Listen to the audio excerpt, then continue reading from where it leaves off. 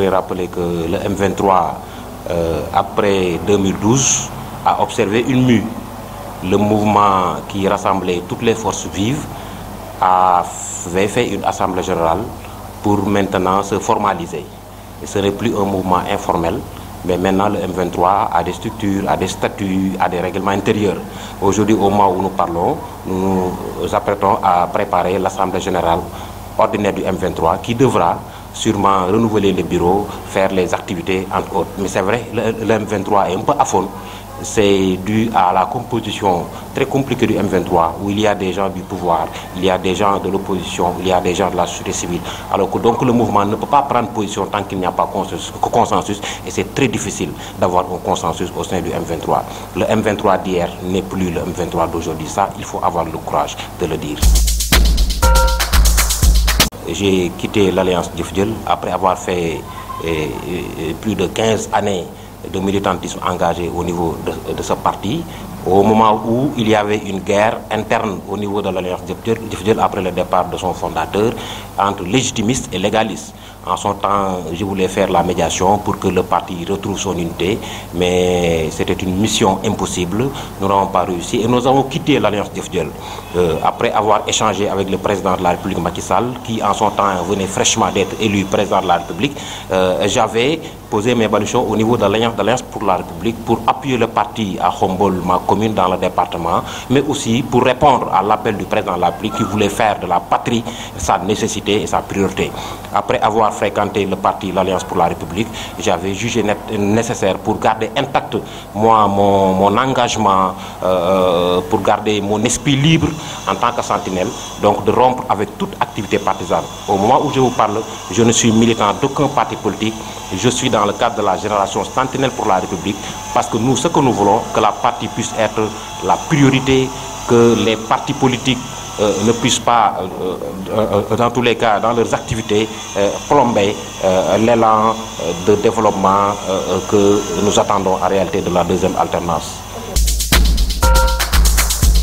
Personnellement, je voudrais d'abord manifester ma sympathie, ma solidarité au maire de Dakar qui vit des heures très difficiles, des moments très difficiles. Il est en prison.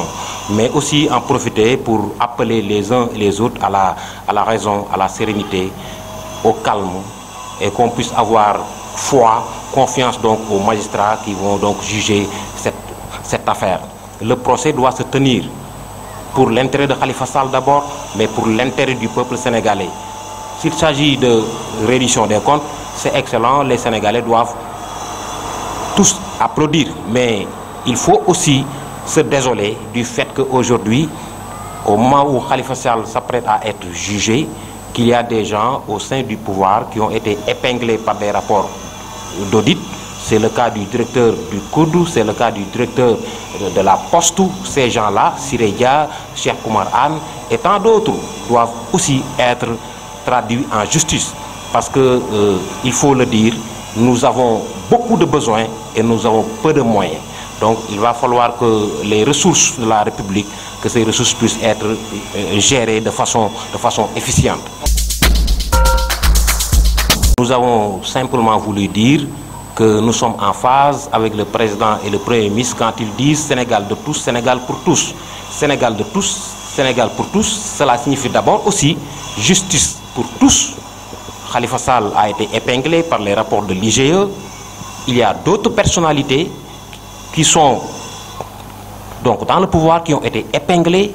La génération sentinelle pour la République demande que ces gens-là soient traduits devant les tribunaux. En même temps, nous demandons à ce que le gouvernement puisse corriger les failles qu'il y a. Parce que nous ne pouvons pas comprendre qu'un domaine aussi important que l'industrie, qu'on le confie à un gars qui n'a pas le profil de l'emploi. Monsieur Moustapha Diop, vous avez tous entendu que son passage au niveau de la commission, au niveau de l'Assemblée nationale a été retentissant. Et son passage sans débat à la plénière ne fait que renforcer les doutes comme quoi que le gars n'a pas le profil de l'emploi. D'abord, il faut se rappeler, il gérait la microfinance. Il a finit par diviser toutes les femmes du Sénégal dans les quartiers, des femmes financées, d'autres pas du tout financées et sans critères. Aujourd'hui, je pense très sincèrement que le gouvernement, pour rationaliser les ressources de la République, doit évaluer les financements que ces gens,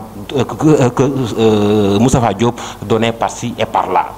Il faudrait aussi que l'Assemblée nationale pense à voter une loi qui interdit tout passage de ministre à la plénière sans débat. On ne peut pas aujourd'hui confier un domaine aussi important que l'industrie à quelqu'un qui ne sait pas défendre son bilan devant la plénière. C'est un manque de respect notoire vis-à-vis des populations, parce que l'Assemblée nationale, c'est la représentation nationale. Il faudrait qu'on interdise tout passage sans débat en plénière à un ministre de la République s'agissant du vote de son budget. Parce que cela, à mon avis, n'est pas de la rupture.